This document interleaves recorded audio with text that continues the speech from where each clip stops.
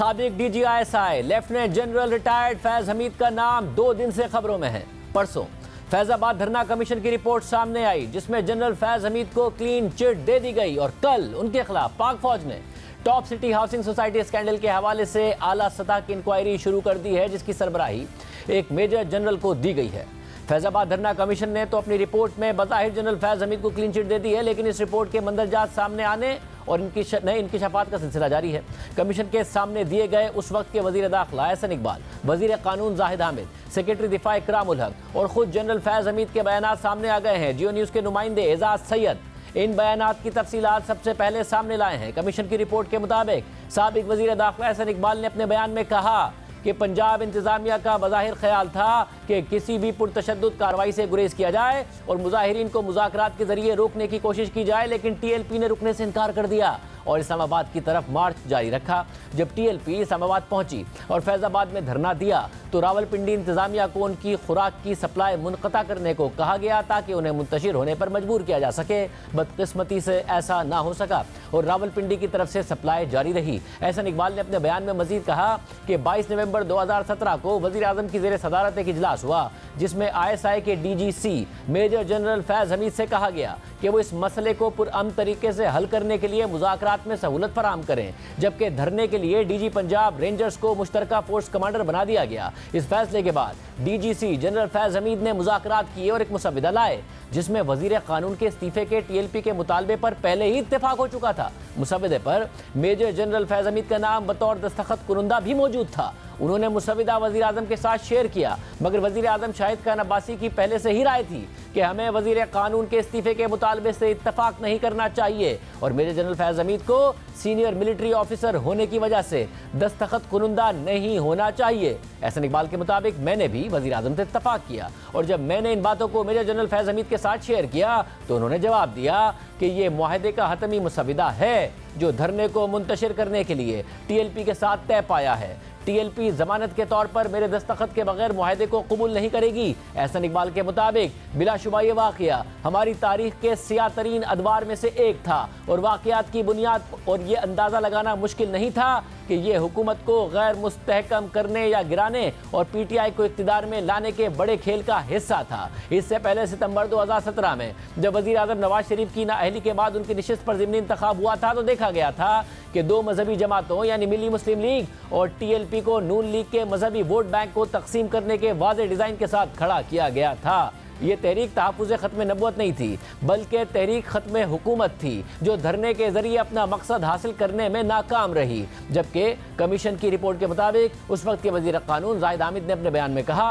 कि मैंने मुजाहिरों की इब्तिदा में ही वज़ीर आज़म शाहिद खान अब्बासी को बहरान के खात्मे, अमन की बहाली और हम आहंगी के क़याम के लिए अपना इस्तीफ़ा पेश कर दिया था। ताहम वज़ीर आज़म ने इस पेशकश पर गौर करने से इस बुनियाद पर साफ इनकार कर दिया था कि हुकूमत की कोई गलती नहीं है और वो ब्लैकमेलिंग के मुतरादिफ इस तरह के दबाव के हथकंडों के सामने हथियार नहीं डाल सकते।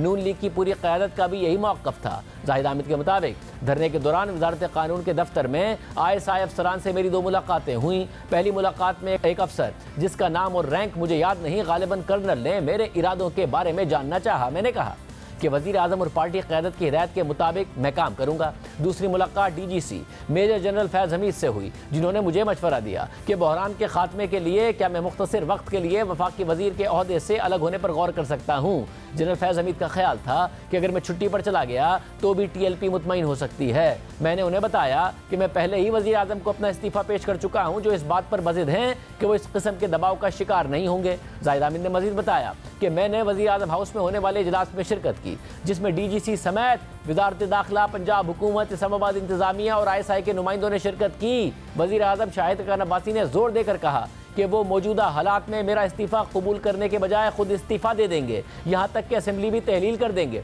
इजलास में इस्लामाबाद हाई कोर्ट के अहकामात की तामील करते हुए मुजाहिरीन को ज़बरदस्ती हटाने का फैसला किया गया क्योंकि तवील मुज़ाकरात नाकाम हो गए थे और मुजाहिरीन ने मुतअद्दिद बार वार्निंग के बावजूद फैज़ाबाद इंटरचेंज खाली करने से इनकार कर दिया था। मुजाहिरीन के खिलाफ पुलिस की कार्रवाई बदकिस्मती से नाकाम रही। मुझे फ़ौरन एहसास हुआ कि इसका वाहिद मुतबादिल फ़ौज की मुदाखलत है जो इन हालात में शायद सामने ना आए, इसलिए मैंने एक बार फिर क़यादत पर दबाव डाला कि वो मेरा इस्तीफ़ा कबूल कर लें, जिस पर वज़ीर आज़म शाहिद खान अब्बासी ने हिचकिचाते हुए इत्तफाक किया। लिया और मुझे वजीर आला पंजाब शहबाज शरीफ ने आगाह कर दिया। 26 नवंबर 2017 को रात गए ISI के कुछ जूनियर अफसरान लाहौर में मेरी रिहाइशगाह पर आए और दरख्वास्त की कि मेरे इस्तीफे का ऐलान किया जाए, क्योंकि उनके मुताबिक वो सुबह फैजाबाद इंटरचेंज को क्लियर करवाना चाहते थे। वजीर आला से फ़ोन पर मुशावरत के बाद मैंने इत्तफाक कर लिया कि मेरे इस्तीफे की खबर बाज़ाब्ता तौर पर इस्तीफा देने से पहले ही जारी की जा सकती है। उस वक्त के सेक्रेटरी दिफा लेफ्टिनेंट जनरल रिटायर्ड इकरामुल हक ने अपने बयान में कहा कि सुप्रीम कोर्ट की हिदायत पर वजारत दिफा ने ISI की जानिब से सूमोटो केस में तफसीली रिपोर्ट जमा कराई। इकरामुल हक ने वाज़ेह किया कि अदालती हिदायत की तामील की गई और फैसले की नकूल तमाम मुतल्लिका अफराद को ज़रूरी कार्रवाई के लिए भेज दी गई। उन्होंने कहा कि ISI ने हुकूमत और तहरीक लब्बैक के दरमियान बातचीत को आसान बनाने के लिए हुकूमत की हिदायत के मुताबिक काम किया।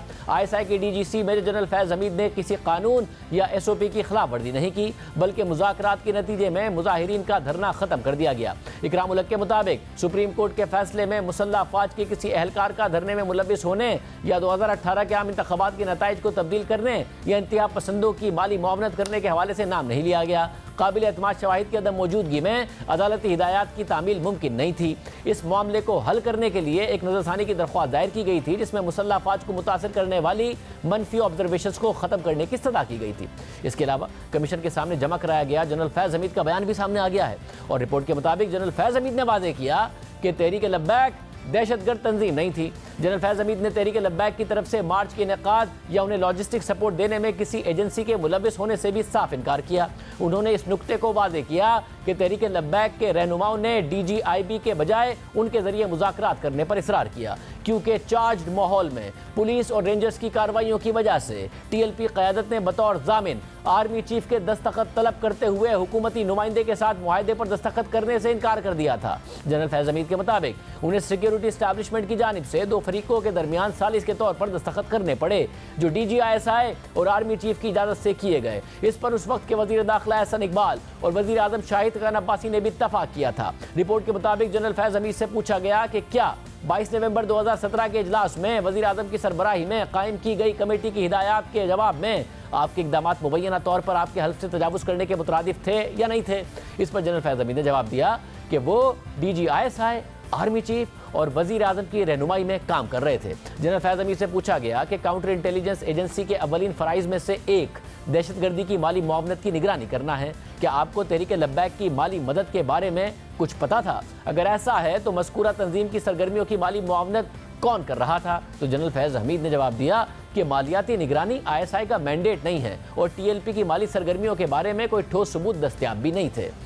अब एक तरफ धरना कमीशन की रिपोर्ट है और दूसरी तरफ हाउसिंग सोसाइटी के मालिक कंवर मुईज़ खान की शिकायत पर फौज ने मेजर जनरल की सरबराही में जनरल फैज़ हमीद और दीगर के खिलाफ तहकीकात का आगाज़ कर दिया है। ये वही मामला है जिसकी तफसीलात हम 2017 में ही आपके सामने लाए थे, जबकि फैज़ाबाद धरना कमीशन की रिपोर्ट आने से पहले ही वज़ीर दिफा ख्वाजा आसिफ हमारे प्रोग्राम में कह चुके थे कि उन्हें इस कमीशन से कोई उम्मीद नहीं है, बल्कि मैं मायूस हूँ। जो वाक़यात हुए कमीशन के अराकीन उन्हें सुनने में कोई दिलचस्पी नहीं रखते थे। ये बात ख्वाजा आसिफ ने जनवरी में हमारे प्रोग्राम में कह दी थी। आपने हमारे प्रोग्राम में कहा था मैं जाऊंगा कमीशन में और जो बातें कर रहा हूं वो सारी बातें करूंगा जो बातें मुझे पता हैं। आज गए आप कमीशन में, क्या बातें की आपने? मैंने आज वहां पे हाजिरी दी थी। एक तो मैंने उनको कहा था कि मैंने जाते ही उनसे पूछा था कि आप रिकॉर्ड कर रहे हैं, ये वो रिकॉर्ड नहीं कर रहे थे। मैंने कहा ये आप किस तरह मेंटेन करेंगे? उन्होंने कहा जी आप बोलते रहें और हम कंप्यूटर के ऊपर जो है वो टाइप करेंगे जो भी आप कहें। लेकिन मेरा ख्याल है कि मैं अब भी जाऊंगा, दोबारा चला जाऊंगा या लिख के भेज दूंगा। लेकिन वो लगते थे कि मेरी गुफ्तगू सुनने पे कोई इतने इंटरेस्टेड नहीं थे। जो वाकयात हुए जिन्होंने जो है मजरूह किया हमारी रियासत को, उन वाकयात में कुछ ज्यादा वो इंटरेस्टेड नहीं लग रहे थे मुझे। तो आप कह रहे हैं आप बताना चाह रहे थे, उनकी दिलचस्पी नहीं थी, आप बताना चाह रहे थे उस वक्त क्या हुआ फैजाबाद धरने में, मगर कमीशन इंटरेस्टेड नहीं था बात सुनने में। मैं मजबूरन ये बात कर रहा हूँ, लेकिन I was a bit disappointed. मैं चाहूंगा कि मैं जो कहना चाहता हूँ, चाहे मैं गलत सलत कहूँ, हो सकता है मैं कोई बात कोई अच्छी ना करूँ, बुरी करूँ या तल्ख करूं या जो है इररिलेवेंट करूं, but I should be heard. लोगों को पता लगना चाहिए। और जो सुप्रीम कोर्ट के अहकामात पर ही हो रहा है, आप कह रहे हैं आपको कोई उम्मीद है नहीं इस कमीशन से कि ये ऐसे मंतक के अंजाम तक पहुंचेगा? जो मरकजी किरदार है वो डिटरमिन करेगा। I was disappointed today. I will still go and attempt। अगर वो सुनना चाहेंगे मुझे